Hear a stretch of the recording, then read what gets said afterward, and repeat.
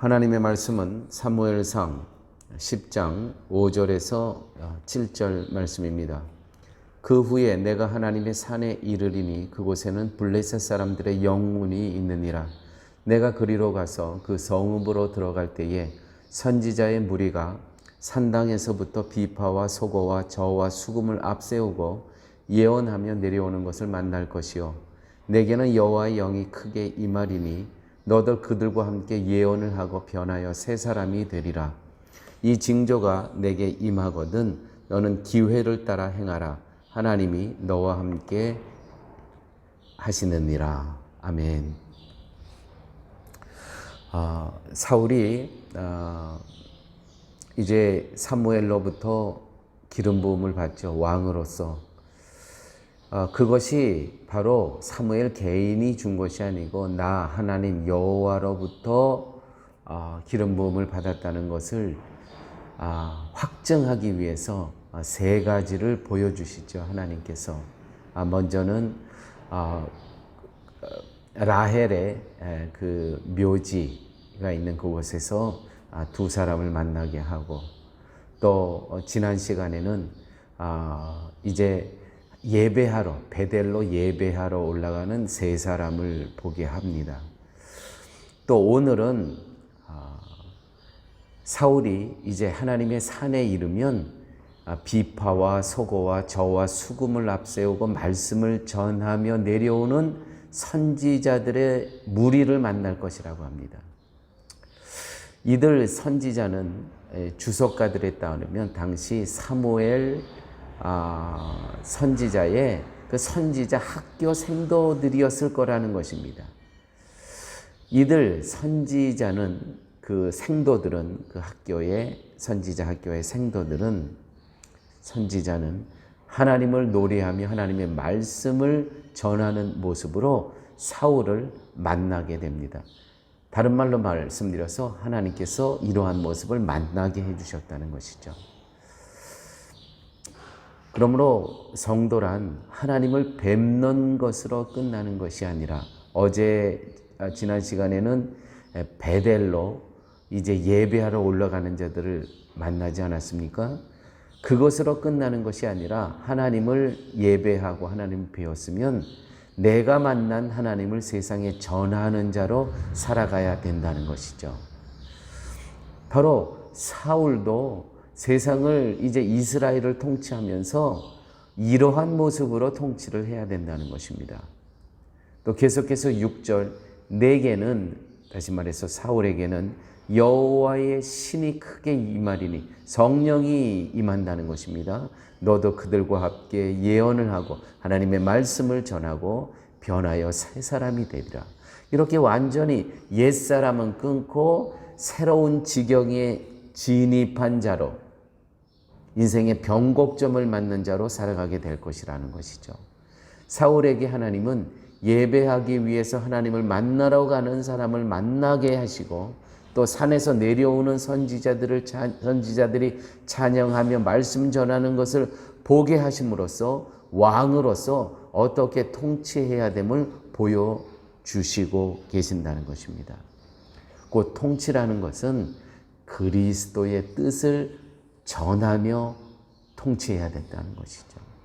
꼭 왕으로서만 이것이 끝나는 것이 아니고 우리가 이 땅에 살아가면서 우리의 모든 삶의 자세는 우리가 어떤 일을 하건 그리스도의 모습을 우리가 삶 속에서 전하며 살아가는 것, 이것이 곧 하나님의 뜻이라는 것입니다. 사울이 기름 부음을 받은 것은 하나님에 의해서 구별됨을 받았다는 것을 의미합니다. 구별됨, 기름 부음을 받았다는 것은 옛 것은 단절하고 이제 새로운 지경에 진입했다는 것을 의미하는 것입니다. 구별됨. 이처럼 구별됨을 받은 사울에게 두 사람을 만나게 하시고, 이건 지난 시간입니다. 또 오늘 세 사람 만나게, 또 어제 또 세 사람을 만나게 하고, 또 오늘은 선지자를 만나게 하시는 것은 구별된 자로서, 기름 부음을 받은 자로서 어떻게 이 세상을 살아가야 될 것인가를 가르쳐주고 계시다는 것이죠. 그리고 사울에게 여호와의 신이 성령이 임하게 하셔서 사울을 어떻게 이스라엘을 통치해야 될 것인가를 보여주고 계신다는 것입니다. 하나님은 사울을 새 사람이 되게 하시겠다고 하셨습니다. 새 사람, 성령께서 동행하여 주시고 성령께서 가르쳐 주시고 성령께서 지시하시고 들려주시는 그대로 따라 살아가는 하나님의 사람으로 삼겠다는 것입니다. 하나님의 말씀을 전하고 하나님을 증거하는 자로 하나님께서는 사울을 삼았다는 것이죠. 그런데 문제는 하나님께서 이러한 뜻이 있었음에도 불구하고 사울은 이러한 의지가 없었다는 것이 문제라는 것입니다. 7절의 말씀을 보게 되면 이런 일들이 그대에게 나타나거든 하나님이 함께 계시는 증거이니 하나님이 인도하시는 대로 따라 사십시오.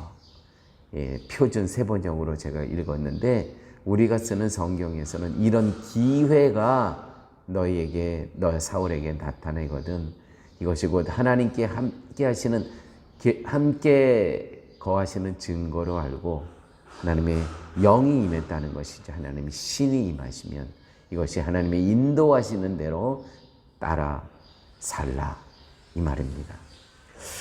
우리가 중요하다고 여기는 세상의 문제들의 실상은 우리가 하나님을 전하고 그리스도를 보여줄 기회로서 주어진다는 것을 잊으시면 안 됩니다. 우리는 오늘 하루의 삶 가운데서도 많은 문제를 만나게 됩니다. 그 만나는 문제에서 우리는 주저앉고 절망하는 것이 아니라 그 어두운 상황 가운데서도 그리스도의 뜻과 그리스도께서 우리에게 보여주신 이 땅의 삶을 우리가 이제는 보여주어야 된다는 것이죠. 이것이 기회를 따라 행하라는 그런 오늘 본문의 말씀인 것입니다. 오늘 말씀에서 우리는 참으로 중대한 것을 발견할 수 있습니다.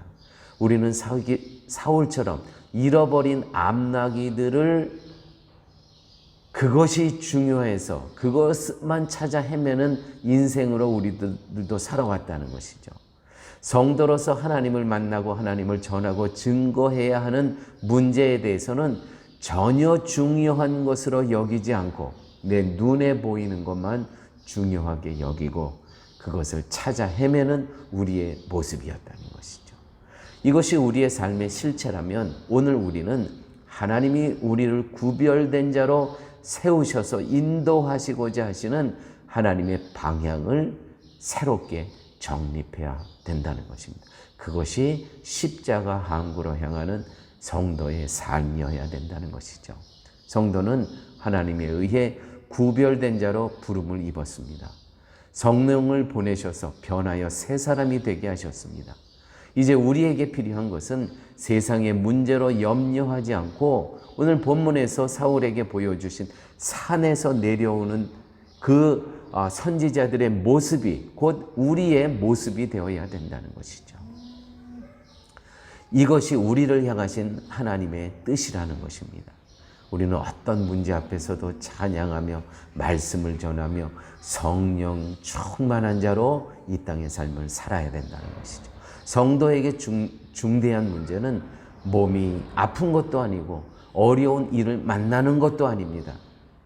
세상의 문제 때문에 믿음을 소홀히 하는 것이 정말 큰 문제라는 것이죠. 오늘 하나님께서 사울에게 보여주신 지난 시간에는 베델로 예배하러 올라가는 자들을 보여주셨습니다. 오늘은 그 산에서 내려오는 자들인데 찬양하며 소고치며 춤추며 말씀은 절하는 자들을 또 만나게 하십니다. 우리는 인생의 어떤 문제 앞에 좌절된 낭망된 자로 살아가는 것이 아니고 그 문제 앞에 찬양하며 기뻐하며 하나님의 뜻과 말씀을 전하는 자로 살아가야 되겠습니다. 아버지 하나님, 오늘도 말씀 속에서 주님의 마음을 듣고 깨닫게 하여 주심을 감사합니다.